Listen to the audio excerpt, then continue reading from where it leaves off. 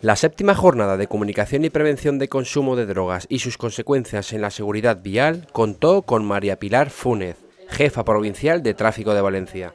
Nos habla de que el binomio drogas y conducción es incompatible, por tanto, en la conducción, cero alcohol y cero drogas. Nos expone también datos de la provincia de Valencia.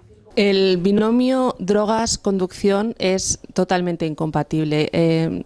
Las drogas y la conducción está directamente relacionado con una mayor accidentalidad, con una mayor mortalidad y con lesiones mucho más severas. Por tanto, al volante la única tasa segura es cero alcohol y cero drogas. Los datos, de hecho, así lo demuestran. El 43% de los fallecidos en 2016 por accidente de tráfico dieron positivo en las pruebas de alcohol, drogas y psicofármacos. Por otra parte, en 2016, 100.000 conductores dieron positivo en pruebas de alcohol y drogas.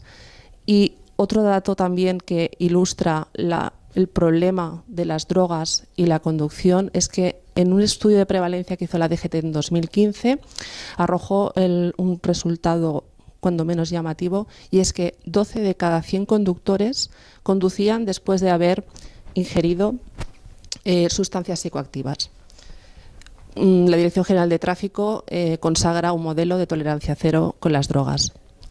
Lo que es la provincia de Valencia, en el año 2017, exclusivamente en la provincia de Valencia, más de 34.000 conductores fueron sancionados en vía administrativa y más de 200.000 puntos han sido detraídos por sanciones por conducir con presencia de drogas. Han sido instruidas igualmente 28 diligencias en vía penal, 24 de ellas por conducir bajo la influencia y 4 de ellas por la negativa a someterse a las pruebas de